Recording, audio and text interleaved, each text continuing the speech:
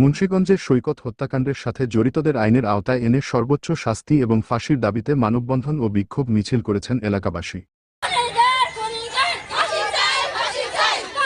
অত্যাচার করে আমার ভাইকে হত্যা করছে, বিভিন্ন মানুষ এলাকার বিভিন্ন মানুষ হুমকি দামকি দিয়ে যারা চাঁদা দাবি করে যারা সংসার চালায়, নিজের খরচ চালায়, এরকম লোকের এই হত্যাকারীদের আমরা সর্বোচ্চ শাস্তি ফাঁসি দাবি করছি।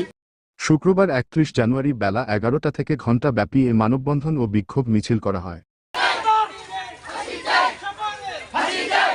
যেহেতু কাদের আমাদের চিত্রকরী গতকালকে ওকে মৌখিকভাবে শেখ মোহাম্মদ আবদুল্লাহ সাহেব আমাদের থানার সভাপতি উনি বলে দিয়েছেন ওকে সাময়িক বরখাস্ত করে দেওয়া হয়েছে যে কোনো খুনি কোনো দলের মধ্যে সম্পৃক্ত থাকতে পারে না।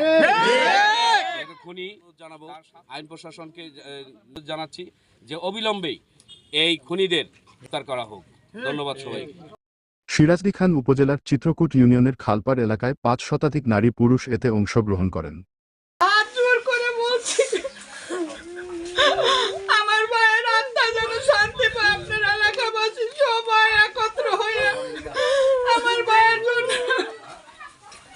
উল্লেখ্য যে গত ১৫ই জানুয়ারি খালপাড় গ্রামের মৃত ফজল হকের পুত্র সৌদি প্রবাসী সৈকত মাহমুদ, তার বয়স ২২ বছর, তাকে পূর্বের চাঁদা বাজের ঘটনায় একই এলাকার হেলাল ব্যাপারীর ছেলে কাদের ব্যাপারী, মিন্টু, শিহাব, স্বপন, পলাশ মিলে তাকে দেশীয় অস্ত্র দিয়ে এলোপাতাড়ি কুপিয়ে ও হাতুড়ি দিয়ে পিটিয়ে মারাত্মকভাবে জখম করে।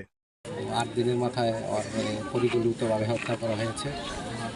যারাই হত্যা করেছে তাদের আমরা দৃষ্টান্তমূলক শাস্তি চাই, আইনের আওতায় এনে তাদের সর্বোচ্চ শাস্তি দাবি করছি।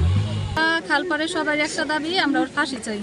আর কোনো ভাই আমি ওর বড় বোন, আপনাদের কাছে আমার একটি আবেদন কুনতি করছি। আমার ভাইয়ের হত্যার মামলা আমরা বিচার চাই, ওদের ফাঁসি চাই, আমরা আর কিছু চাই না। হত্যার বদলে হত্যা চাই। স্বজনরা ওই দিন আহত সৈকত মাহমুদকে প্রথমে পঙ্গু হাসপাতাল, পরে ধানমন্ডি পপুলার হাসপাতালের ভর্তি করে। অবশেষে চিকিৎসাধীন অবস্থায় ১২ দিন পর সৈকত মাহমুদ মারা যান। এই ঘটনায় সিরাজদি খান থানায় একটি হত্যা মামলা দায়ের করা হয়েছে। মামলার তদন্তকারী কর্মকর্তা জানিয়েছেন আসামিকে গ্রেফতারের চেষ্টা চলছে। তো এর আসামি এখনো গ্রেফতার হয়নি, গ্রেফতারের চেষ্টা অব্যাহত আছে।